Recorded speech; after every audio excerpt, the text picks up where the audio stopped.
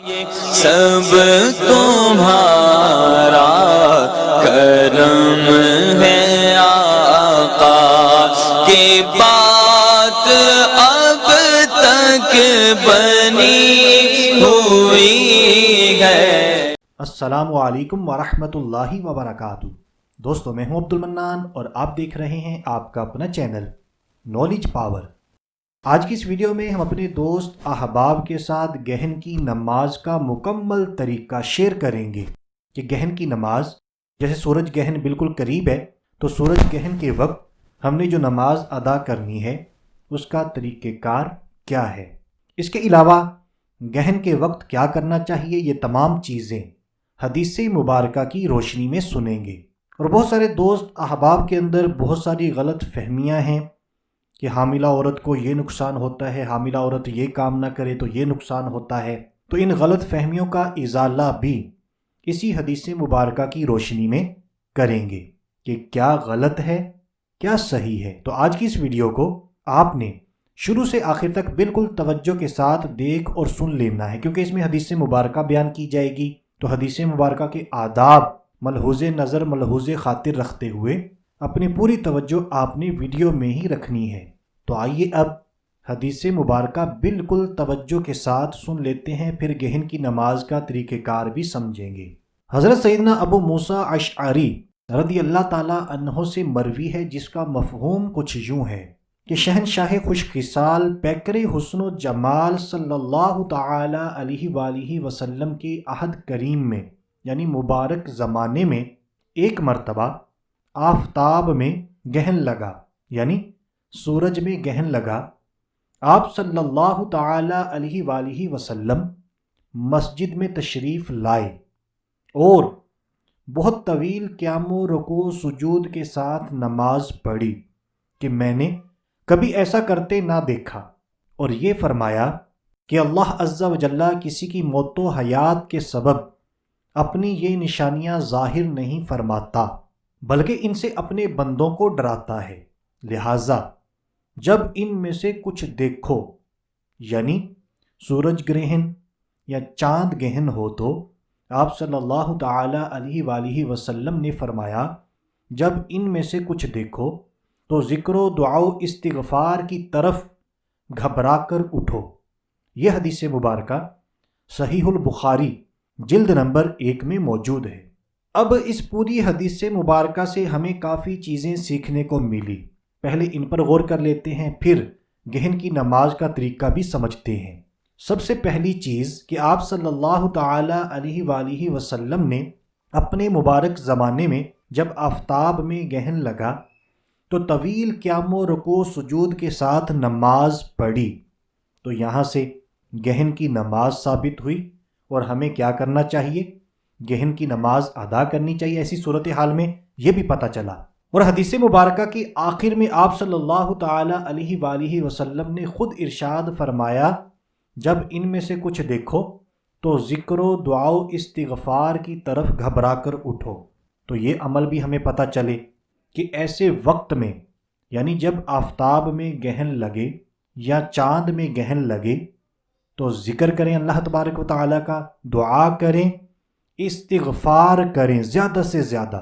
تو یہ چیزیں تو ہمیں پتہ چل چکی۔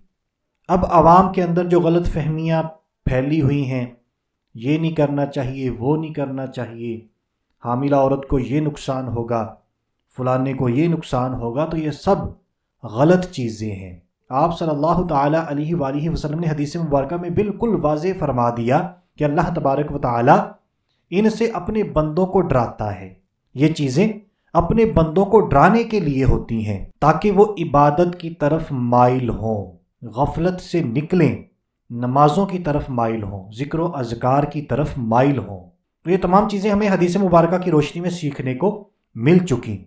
اب یہ جو غلط فہمیاں ہیں ان کو ختم کیجئے۔ جب بھی سورج گہن ہو یا چاند گہن ہو، اللہ تبارک و تعالیٰ کا ذکر کریں زیادہ سے زیادہ۔ نالج پاور پر بے شمار وظائف موجود ہیں، وہ وظائف کریں، دعا کریں، استغفار کریں۔